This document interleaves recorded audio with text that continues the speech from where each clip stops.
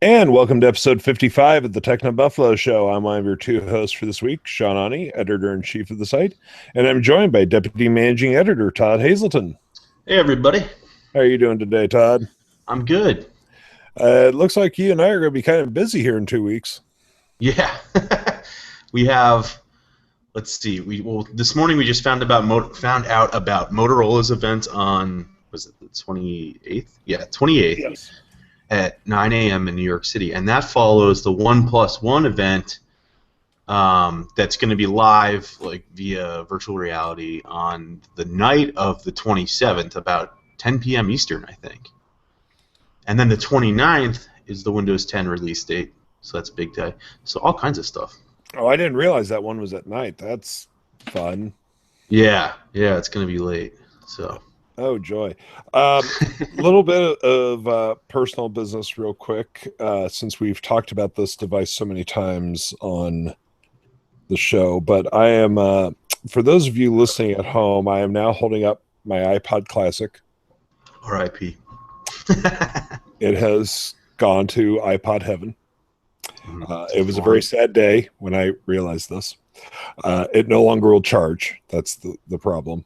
I tried multiple cables, multiple chargers, and nothing. So it's time to break out the backup. Because you have a backup Classic, right? Yes, I have a backup Classic because I knew this day was going to happen someday.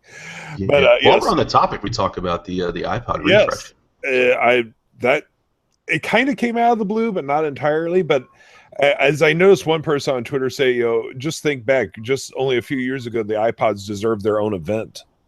Yeah, and now it's like, oh, we have new colors. I mean, the iPod Touch got a pretty big update, right? I mean, it's got the A8 processor, has the 8-megapixel camera now, iOS 8.4, obviously, with Apple Music. And the key thing to keep in mind, too, is like the Shuffle and Nano, those don't run iOS, so you don't get Apple Music there.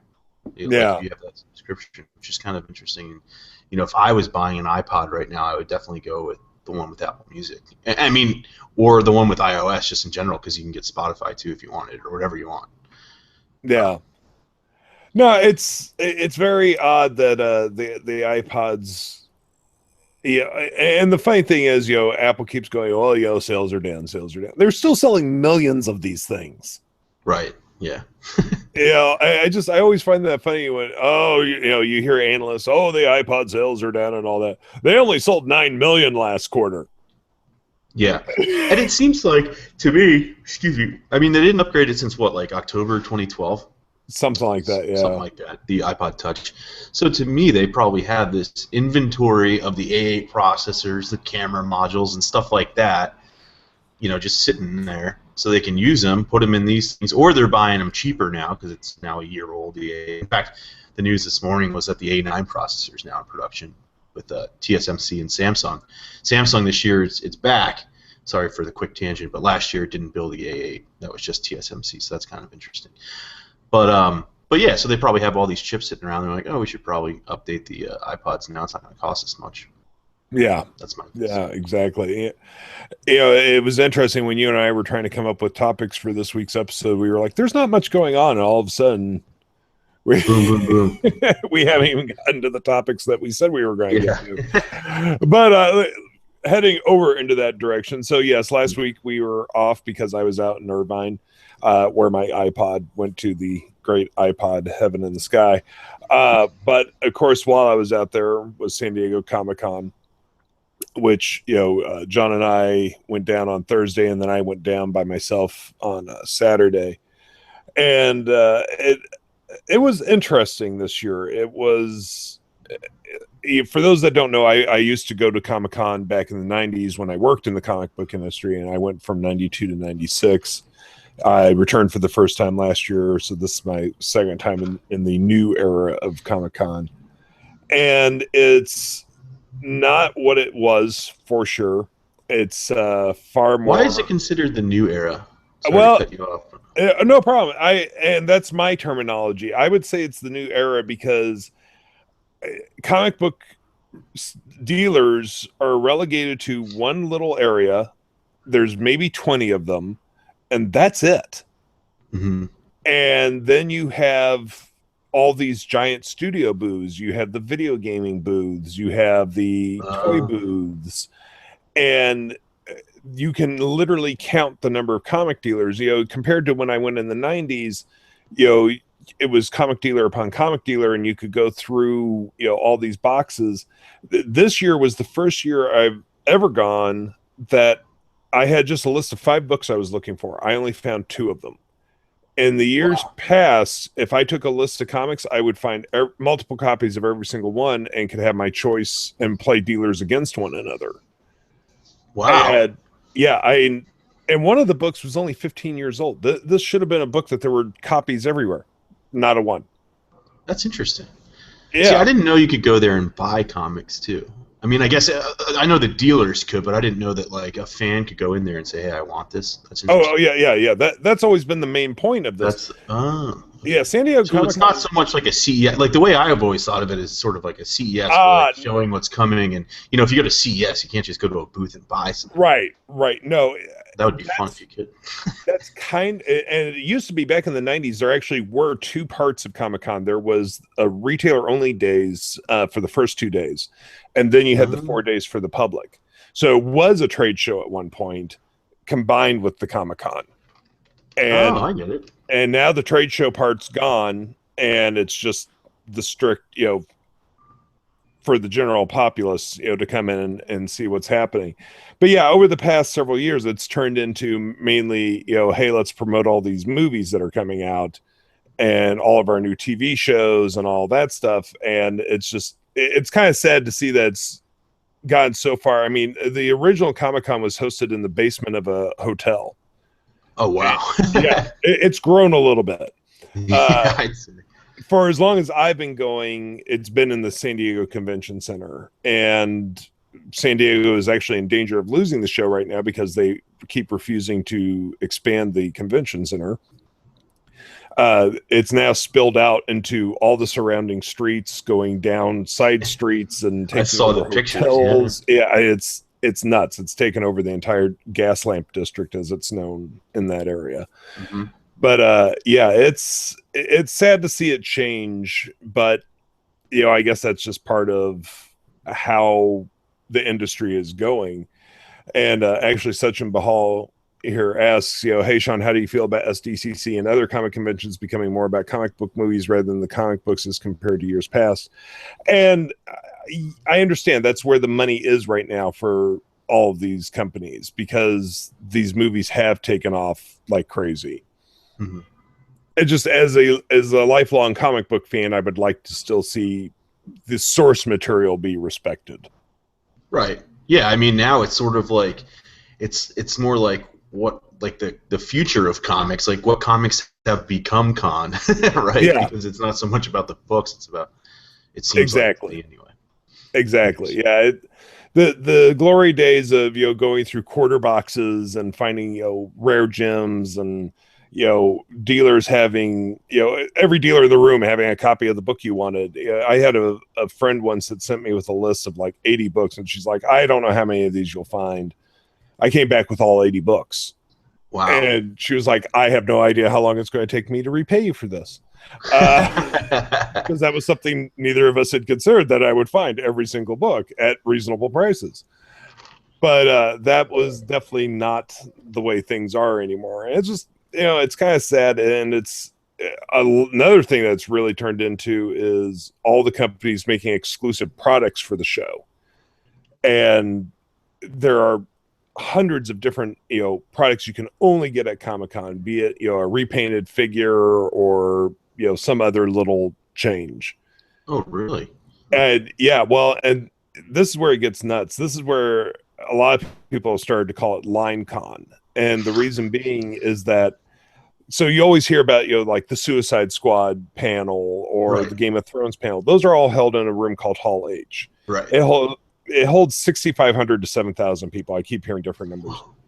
Most people line up the night before to get in to Hall H. Now, let's say you want to get an exclusive item from Hasbro, who makes all like the Star Wars toys, Transformers, and all that. Mm-hmm. You have to go upstairs, stand in a line to get a wristband. That wristband will then allow you to go stand in the line downstairs to actually buy your product. Wow. So it's you like have to Apple fans. you can spend your entire con just standing in lines. Sounds And like E3.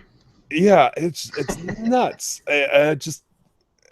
There's got to be a better way to do this, because I know if I was going out there looking for the exclusive toys and all that, I mean, hey, I just spent all this money on a flight and a hotel.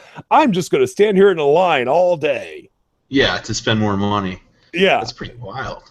Yeah, it's nuts. It's absolutely nuts. But I'll still be back next year. I can't help myself. But and now it is partially work because we do go talk to the movie studios and all that stuff about coverage that we're going to do. And I did make a lot of new contacts this year. So and we got there was work being done too. Right, yeah, we saw the HTC Vive again, which is cool. Yeah, that I first saw at Mobile World Congress. And I guess they develop the controllers more so they're finally wireless. Like when I was at Mobile World Congress, they were all wired, and I'm like, tangling myself. There was apparently it's a lot better experience. Funny story about that. Before I didn't actually go over to the HTC building. The John, Ralph, and Brandon did, but John, Ralph, and I had gone to a pizza parlor to just grab some quick lunch. And Brandon was coming over to meet us. Well, it was just down the street from HTC. Well, they had a guy out on the street corner promoting the M9. And so he was asking people as they walked by, hey, have you heard about the HTC M9? What do you know about it? They asked Brandon this. and he did our M9 review for everybody that doesn't know that. Yeah. And so he walks by the guy, and the guy goes, hey, what phone do you use? Have you heard about the HTC M9? And Brandon goes, I know absolutely everything there is to know about the HTC M9. Oh, really? He starts quizzing Brandon on the specs of the M9. Oh, man. And the guy finally goes, all right, I get it. He could probably teach that guy about the M9. More than likely. That's pretty crazy. I mean, to the guy's credit, I mean, how could he have possibly known that Brandon would know absolutely everything there was to know about the M9? True. Well, these days, I mean, it's almost like geek culture, right? I mean, like kind of all-encompassing in some ways. I mean, if you read TechnoBuffalo, you'll get the comic news and the M9 news. Sorry about that siren, everybody. They're coming for you, Todd. Yeah. They finally found the dead body. I tried to help you hide it better. No. It's behind the sheet. Yes, I know. We moved the body here. Well, moving on to other topics of the week. I do see we have a lot of questions about San Diego, and we'll get to those during the Q&A section. But moving on to the other topic of the week, what is going on with every company under the sun deciding they want to get into the phone market? Yeah, we were talking about that earlier this week because, well, first ZTE, the Zaxxon, right? I think it was called. Is that right? I have it over. I believe so. Axon, not the Zaxxon. Okay. Axon was announced this week, and they had promoted it with ads. I think they were even on our site or like all over the place, just calling it like the Axon brand, like kind of moving away from ZTE. Although now it's officially under ZTE, but it's this flagship model, right? Just like OnePlus did with the OnePlus One, for a relatively low cost compared to off contract Galaxy S6 or something like that. But that was like one sort of rebranding that brought us thinking like, well, what else is going on here? And we've seen just this week Commodore. Somebody's going to use the Commodore brand for a phone, right? Same idea. I think around $450 or under that. Obviously, the OnePlus 2 is coming. We've seen the Alcatel Idol 3, the One Touch Idol 3. I mean, so all these companies, and it seems like they're following the OnePlus model, maybe because, that seems to be relatively successful. Everybody's sort of talking about it. If you can't or you don't want a flagship, you sort of go that way. But it's also the whole way the industry is shifting. I mean, you see Motorola doing it with the Moto G sort of in that mid-range and Moto X at the high end.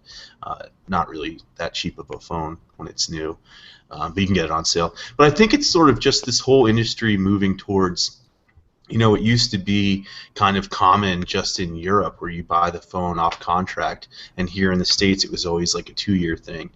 So I think it's just a sign of the times changing. But whether or not these, Commodore phones work because you're just licensing that brand, I don't know.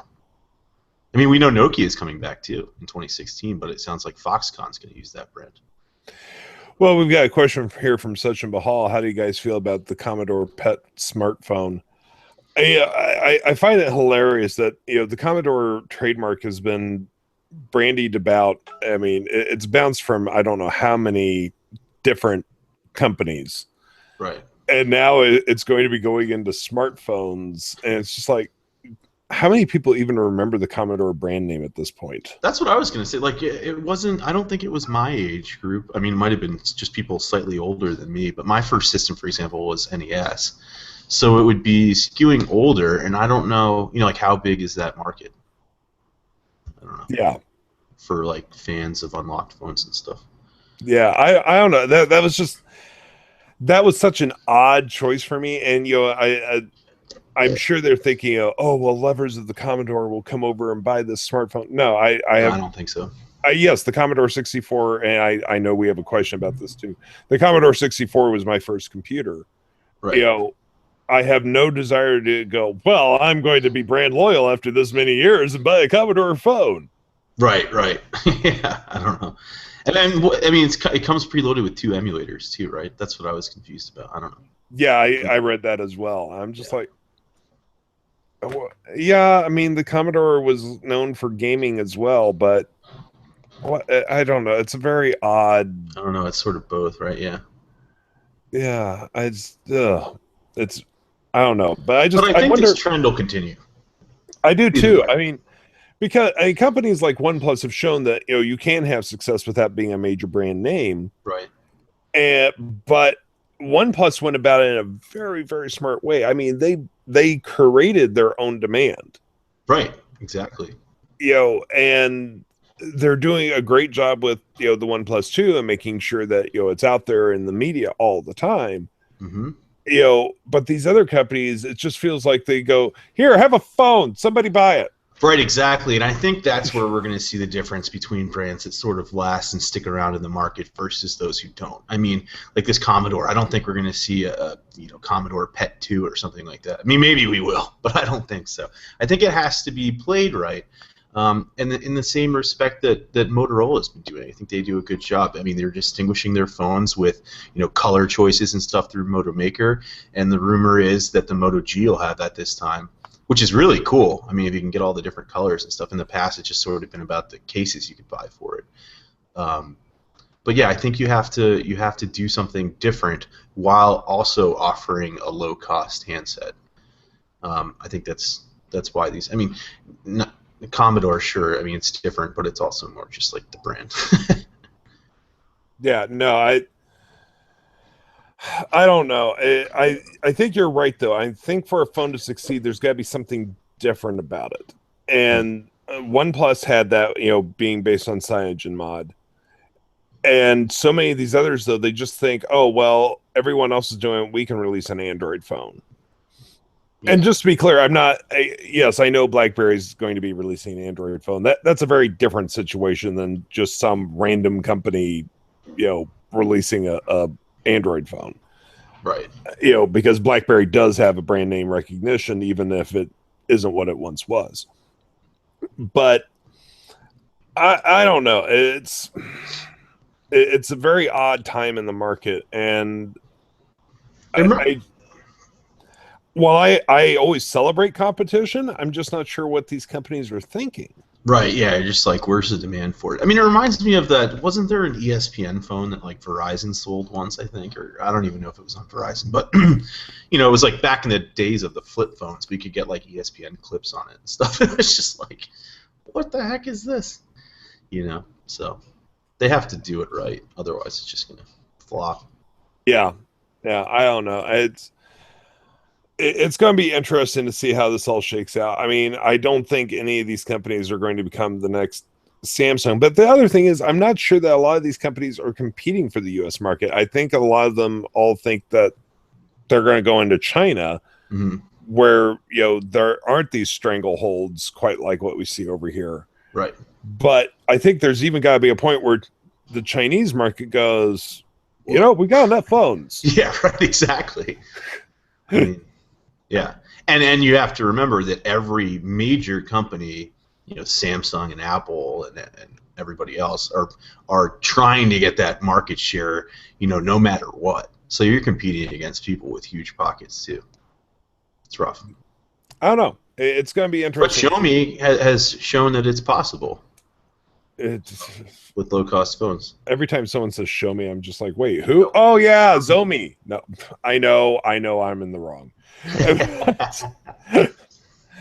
But I don't care anymore. I'm too old to care. Well, moving on to questions, and we have a ton of them here. From Brazen Franco, I wish I had bought a Commodore X64 when they decided to reuse the design of the original Commodore. That was one of those things I wish I had bought too, just for the nostalgia factor. I've still got my Commodore 64 somewhere. I refuse to throw it out because it was just too much fun. Okay, from Sahal Raja, what are the predictions for the Moto 362? It will tell time, and it'll be based on Android Wear. Yep. Todd, have you got any predictions? No, I don't know much. I mean, I hope they get rid of that, the little black bar at the bottom of the screen that was on the Moto 360. Maybe a higher res screen, stuff like that. I mean, there's got to be improvements, right? Maybe a thinner body, but I'm not really sure what to expect. But maybe we'll learn more during this event on the 28th. I mean, it's Motorola's event. They could easily just announce the phones and that, or it could just be like one phone, like a Moto X or just a Moto G, or I don't know. So it's all going to be a surprise. So we were fairly sure it's going to be the Moto G and the Moto X. How long has it been since the 360? It's been a year, right? Yeah. Then I would say we're probably going to get the 362 there. Yeah, and the only thought that I had is maybe Google has some kind of other event where they, I mean, probably not, but where they sort of introduce all of them, like a bunch of new models, but it doesn't seem like it's going that way, right? Because you see Samsung's new round smartwatch, I forget what it's called off the top of my head, but that's probably coming at IFA, it sounds like, unless they actually do announce it with the Note 5 at the rumored August 12th date. But that's not Android Wear, that's Tizen. So who else do we have on the horizon? We could have a Zen Watch 2 from Asus. Again, they're also rumored to be working on one that's not Android Wear. So maybe Motorola will just put it all in one event. It would make sense to me. Yeah. But I don't know. It's going to be interesting, and boy, have we got a lot of things to cover. Yeah, right. It's going to be a busy day. Week.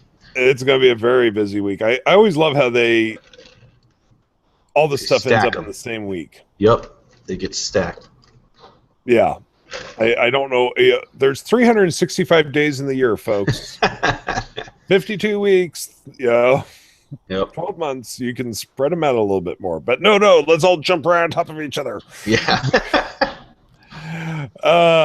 From Sachin Bahal, how was your guys' Prime Day? Find any good deals? I found lots of great deals. Didn't mean I could buy them. Yeah, right. Sean and I were both talking back and forth while the deals were going, and we noticed as they were coming online, if you clicked on the bottom, it showed going live in 6 minutes, 7 minutes, along the timeline there. And if you clicked it, a lot of them said 2 left in stock. Right, and then it would magically just change to in stock, and then gee willikers, it sold out in seconds. Yeah.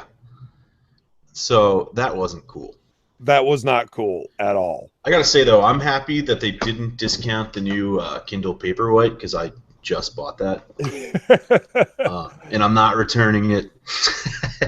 I'm really liking it, but that would have been upsetting. I mean, it just came out. Yeah, but the other Kindles were just they did discount a lot of Kindle products. I mean, the Fire TV sold out in hardly any time at all. At least the number that they had planned to sell, it didn't completely sell out. But yeah. It was an interesting day, and I think that a lot of lessons were learned on both the consumer and Amazon side as to if Amazon promises great sales, don't expect them to have enough stock.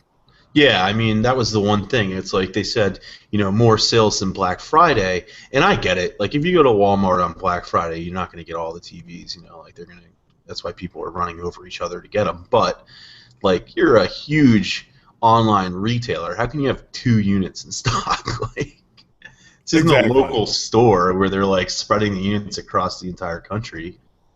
Now, I did purchase, and actually it arrived just before the show. They had a deal going where if you bought a Amazon gift cards, you got $10 credit in your account. You know, of course, thinking, hey, you're going to send those to somebody. Yeah, I sent them to myself. That's awesome. You know, I bought the cheapest pack I could, which was $45, and got $10 credit. So I turned $45 into $55. I'll do that all day long. But anyway, seriously. Oh, good gravy. From D. Norbert, we have so much computing power in phones, but battery tech didn't advance so much. What do you think about the predictions in near future? Man, I agree with you there. Battery life is the biggest problem in phones right now. Yeah, I feel like we're, all these companies are saying like powerful processor, but better at, power management and, longer battery life. But then you toss on a quad HD display that's also supposed to be, better at power management. But I mean, all these things consume a lot of power. And so you get phones like, the Galaxy S6, which is a fantastic device that has a terrible battery, but they add in, Qi wireless charging and PMA, and they add in the quick charge. And so, the thought is, at least Samsung's thought this time around seems to have been, well, at least it charges quickly. or conveniently, if because wireless charging still isn't very quick. But it's something that bothers me still. Like, I hate taking a phone and thinking, oh, this is going to be dead in a couple hours and I'm not going to be near an outlet, or what am I going to do? And, so in the past you look towards devices like the Note, right? So I'm excited for the Note 5, and I hope that that's, something they put a real focus on battery life. And you were just saying you're using the Droid Turbo now, a device that's sort of advertised the last 2 days on a charge. And I hope a new one of those is coming, because it sounds like, we've seen the leaks, Moto X, Moto G, Droid Mini, and some kind of other Droid, which would go to Verizon, at least with the Droid branding. So maybe, there's more phones like that where they're putting the focus on larger batteries, but that seems to be the solution right now, right? Just larger batteries, and I don't think, we need to do something else. And, people are talking about like graphene and all these other kinds of technologies, but I don't think we're going to see them. I think, and honestly, I understand that, the companies want to keep coming up with iterations, so it looks like they're advancing, and, they can keep releasing new phones and keep getting, all that sweet release money. But at some point, somebody's going to have to go, okay, you know what, folks, we're going to sit back for just a little bit and work on the battery. Yeah, or like make the device kind of a little thicker, right? Like, my iPhone's thin enough. Just make it a little fatter. I don't care. Yeah. Just not too fat, because like when you put a Mophie on this thing, the 6 Plus, it gets huge. John. John had his phone in a battery case on the way down to Comic-Con, and it took both of us to get the phone out of it. Oh, yeah, that was good times. But yeah, I don't know. I keep hoping. Yeah, I know all these companies like Samsung and LG and the university. Every now and then you read about university has discovered a way to, create some odd day battery life or year-long battery life. But this isn't something we're going to see tomorrow. So. Yeah, exactly. Moving on down the line here. Well, actually, I already answered this. Sachin was asking if I had a Commodore 64 or Amiga. Yes, I had a 64. I want to say I first got it in 82, I think. Yeah, I was 11. So yeah, 82. And then I graduated to a real PC in 86.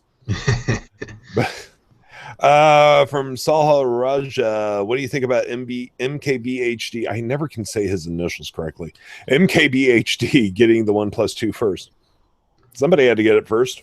Yeah, that's kind of how it goes. I think you know, I don't know if it's about him getting it first. Sure, that's cool, but you know, it's smart on the OnePlus side, right? Like give it to somebody to sort of tease. And in this case, he teased the camera. Um, you know, it's like we've talked about. It's good marketing for OnePlus. They kind of just are teasing each little feature as we go along, leading up to the 27th. So Yeah, but no, we're friends with MKBHD. You know, great guy. You know, good for him. Thrilled. Not a problem. Moving on down the line. Now that being said, of course, we would like to have had one too. But yeah, right. Hey, where's ours? from Robert Payton, where the fuck is Joey? He's the best. Joey is around. Joey is, as we've described before, the problem for Joey is that when he reviews a game, he can't do anything but review the game, Right. because he has to look at the television screen. But we're trying to work it out, so maybe he'll be on like once a month. So we do want Joey around. Joey will be back. And God, anytime I don't have to work with Todd, let me. I'm sorry, Todd. I didn't. Oh, me? From Brazen Franco, TechnoBuffalo only needs the hardcore tech topics. I could say this word. CPU reviews, SSD, motherboards, DACs, amps to fill the void in for me. You know that's. I used to do that kind of stuff. Yeah, it's not that we don't want to. It's a matter of time. We're already in so many directions with only so many people. Yeah, and when you do it, you got to do it right, and you got to. It's a lot of testing. I think I've talked about it before, but I was an intern at Maximum PC back in my day. So we did this stuff, and we would review, you know, water coolers too, which is really fun. I love all that, but you know, when you're benchmarking, I think sites like AnonTech do it better, and we'd have to, you know, hire a whole team like that, and in some cases get engineer level knowledge on this kind of stuff, and you know, it's tough. So yeah, it's not to say that we won't do it someday, but it's not on the drawing board at this very moment. right. You never know, things change. Moving on down the line, from Sachin Bahal. Hey, Sean, how would you describe San Diego Comic-Con for those who have never been, and should they go? Why or why not? I've already kind of described it. As for if you should go, it totally depends on what you're looking for. You know, if you want to go stand in lines and get to know the people in front and behind you, you know, for several hours, great. I think it totally depends on what you're looking to do. I mean, if you're into pop culture, it's kind of like the epicenter of the pop culture year. I do want to bring this up for a second. So, you know, there were all these trailers shown at Comic-Con, and Warner Brothers in particular lost their minds when people leaked out what was shown on screen. Okay, you're in a room with 6,500 to 7,000 people in the year 2015. You don't think someone's going to whip out a phone and record it? Right. And yes, I know that they stand, you know, please, you know, put away all recording devices. 6,500 geeks in a room. Somebody's going to do it. Yeah. And Warner Brothers, especially on the Suicide Squad trailer, they were hunting every copy of that thing down. And finally, after 48 hours, they went, okay, we'll let you have it. And they released it themselves, right? Yeah, which there's a part of me that goes, was this all planned? Oh. You know, was this a way to get a whole lot of media attention? You know, but they released this big long thing about, you know, our trust was violated and we don't know if we'll show footage in the future and all this. And they took that tweet and put it next to the Marvel tweet from when the Avengers Age of Ultron trailer leaked, which all it said was, damn it, Hydra. Yeah, right. I remember that. I'm like, come on, these are your biggest fans. Like, people are excited. How can you get, you know, all upset about it? I get it. It's a $100 million business, but yeah, $1 billion business. I just didn't understand that at all. But hey, we're all excited for your movie. Let us see the Sorry. footage. Yeah, exactly. Oh no, we're excited for your film. The Exactly. horrors. From D. Norbert. What do you think about the WP10? The market share is no more than 10% max. Android and iOS is dominating the market. We don't have any useful apps for WP, or any new app is coming first for iOS and Android, or never. What are your expectations for WP10? Definitely more YouTube. Yeah, so really what Microsoft's strategy is moving forward, something's beeping over here. Microsoft's strategy moving forward is allowing developers to create their apps that run on Windows 10 laptops and PCs, on tablets, and then on phones. And so you can scale these apps, like when you're using Windows 10, I have it on the netbook, but the Photos app, for example, you can scale it down, like drag your cursor and make it a small window, and it looks exactly how it would, say you make it a 4-inch window. That's how it would look on a screen, a 4-inch screen on a phone, and you pull it out and it like grows and you get more data and stuff. And so that's their strategy. They think, Instagram is going to create this, app that runs on Windows 10 PCs, for example. Maybe Instagram's a bad thing, but say something like Evernote, right? So Evernote creates this app that runs on Windows 10 PCs, and then also, because it's already developed it's the same code, it'll run just in a smaller window on Windows 10 phones. So that's the whole strategy, and they are using that strategy. In other words, using Windows 10 to push apps into mobile because it's the same code. So we'll see if it happens, because you also have to, like my poor example, Instagram, which doesn't have a desktop app. I mean, it has a web browser, but it doesn't have a desktop app. Like, why are they going to build a Windows 10 app? Well, Microsoft's answer to that question would be there are 1.5 billion Windows users out there, and so if they move to Windows 10, then Instagram's probably going to want to cater to those 1.5 billion users, maybe, and then create that app that will also run on a phone. So it's kind of a convoluted answer, and it's complicated, but I think the strategy is better than what Microsoft has tried in the past, where they just had Windows Phone and you had to get developers on board to create apps for Windows Phone. In this case, you're creating apps for Windows 10 that will run on Windows 10 for phones. So hopefully it works. I'm hoping this formula does work. I think it only benefits the market if there's another player. Mm-hmm. But the apps have been the big downfall. And talk about a chicken and the egg situation. The people won't come if there are no apps. The developers won't come if there's no people. But now with this unified system, the people are at least there. Yeah, because your app will run on Windows 10. But the problem has been mobile apps. Yeah. So I don't know. I know. For instance, whenever I travel, there's an app I use a lot called Gas Buddy, which helps you find the cheapest gas in the area around you. Mm-hmm. And so that's a very mobile specific app. A lot of the apps I use are very mobile specific.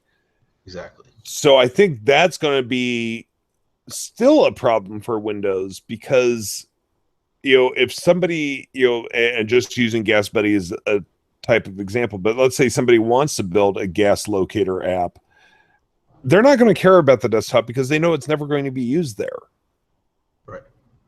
So I think that's the problem. They're going to have to find apps that appeal to both mobile and desktop users. Exactly. That's what I was saying with Instagram, for example, because why do they need a desktop app? Probably not, because you just use the web browser. And so will they build a Windows 10 app? My guess is probably not. I don't know. Maybe they will. I mean, they have the beta for Windows Phone, but it's been in beta for 2 years. Yeah. So, but I'm excited. Look, I mean, if you see these Intel Atom powered tablets that can run full versions of Windows 10, it's really cool. And so you think that Atom is also in phones. Can we get a full desktop experience there? I mean, Continuum is leading the way with that, where you plug the phone into a TV or something and you get a full screen version of that app. Like I said, it just scales. It's like, it's like our site. When you move it, depending on the screen size, it'll just scale to it. So yeah, it's neat. It's definitely cool, and I'm excited to see what they do. But the new Windows 10 for phones stuff isn't expected until this fall. So first we got to get to the Windows 10 launch. Exactly. From Brazen Franco, what will push devs to create apps for Windows 10 and publish it on the MS Marketplace compared to what they do now, where to set their own website or really on SourceForge, GitHub, etc.? I wasn't aware they're doing this. That could be a lot of the reason right there why they don't have users. To be very blunt, walk into a McDonald's, walk around the dining area and ask every person you see, so what have you downloaded from GitHub lately? And most of them will look at you and go, get what? Same with SourceForge. Yes, that's great for folks like us, and those folks that are watching or listening to this show, but your average person out there has no concept what those are. Yeah. Well, that's why they're doing this. The new Windows Store is a unified store. So I mean, it's just kind of like the App Store on Mac. Yeah. That's the idea. Exactly. I mean, it still exists. They have it in Windows 8 too, but I don't know if anybody uses it. I don't. Clearly. Yeah, me either. Well, that is going to wrap up this week's show. As always, we thank you for joining us. You can find us on the iTunes store where you can search for the TechnoBuffalo Show, and we do appreciate if you rate and review us. That does help out the show. You can also find us on Pocket Casts. You can subscribe via our RSS feed, and you can find us on the Stitcher app, which means you can listen to us anytime, anywhere. Anywhere there are podcasts, you can find the TechnoBuffalo Show. Until next week, I'm Sean Ani. I'm the editor-in-chief of TechnoBuffalo, and I've been joined by Deputy Managing Editor Todd Hazelton. Bye, everybody. And we'll see you all back here next week. Till then, take it easy. Bye-bye.